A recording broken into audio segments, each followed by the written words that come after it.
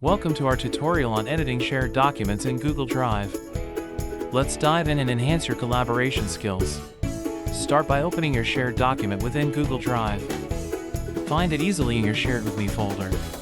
Once inside, you'll see the document ready for editing. Take a moment to familiarize yourself with the interface. Now, to edit, simply click anywhere in the document. Type away, and your changes will save automatically. Use the comment feature to add feedback. Select text, click Add Comment, and share your thoughts seamlessly. Finally, invite others to collaborate. Click Share, enter their email, and adjust their permissions accordingly. Review your edits before finishing. Make sure everything flows and looks professional. Remember, great collaboration hinges on clear communication. Use comments wisely and keep everyone informed. That's it. Now you're ready to edit documents like a pro.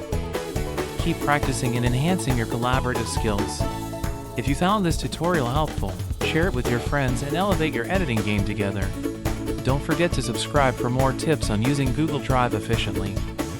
Happy editing! Thank you for watching.